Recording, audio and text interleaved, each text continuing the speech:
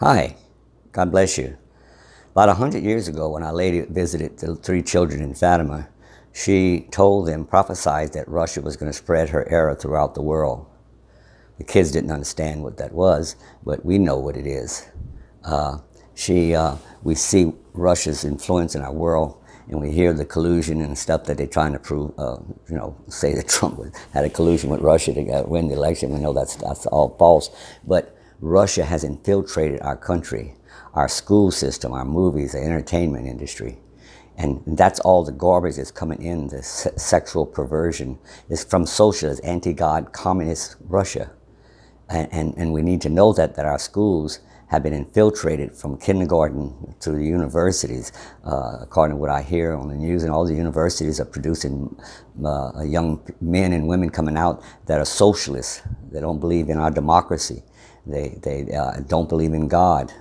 And so we have this strong influence coming into our culture, into our world, that is very anti-God. We see the judges on the Supreme Court, how in 1973 that they rule that a mother can abort her baby.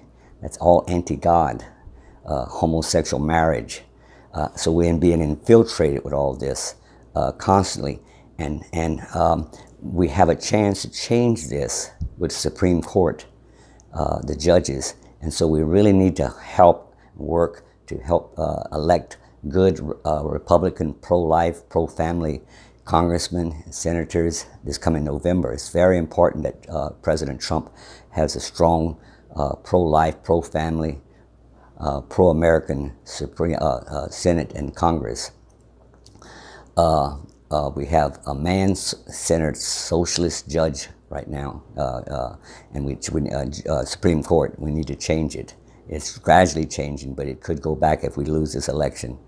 The church has been infiltrated with communism in the seminaries. We've been knowing that since the 1920s. They've been infiltrating into our teachings. That's why the church is so weak. That's why the bishops in a majority are so weak.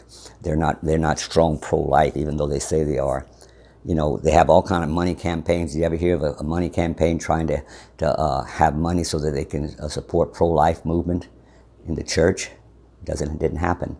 Doesn't happen. The war is on. We need to get out there and vote and get other people to vote pro-life candidates in the Republican Party this coming November. We need to get those Democrats out. Now, that's not what I wanted to talk about. I wanted to talk about a young woman, a young mother who shared her story with me a few weeks ago and said that she had bought or even given the book, See You in Heaven, and she started reading and she didn't like it. She started resisting its message. And she said she'd put the book away.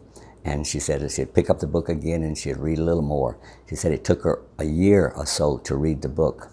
And she started receiving my letters at the time. It was hard copies. I was mailing out letters, and she said she started reading those and resisting that to some degree.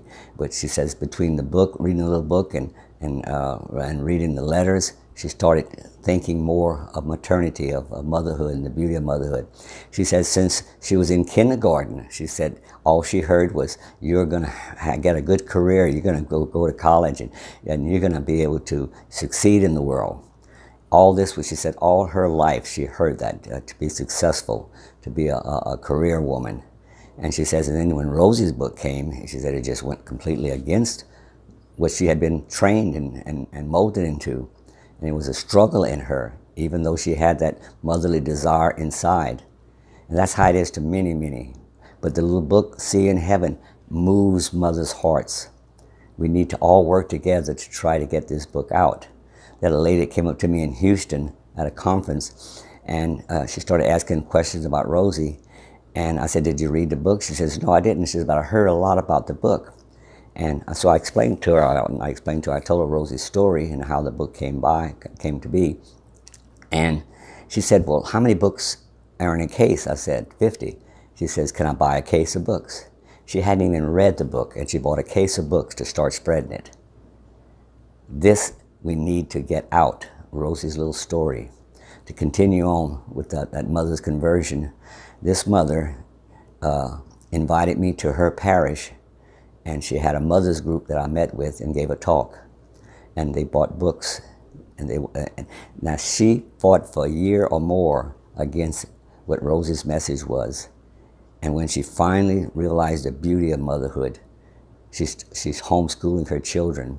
She's trying to wear dresses most of the time to be more feminine. She invited me to their parish. Then she agreed with me. She took on to help me. I mean, she went 2 days at a conference in her area, homeschool conference, and she sold Rosie's books.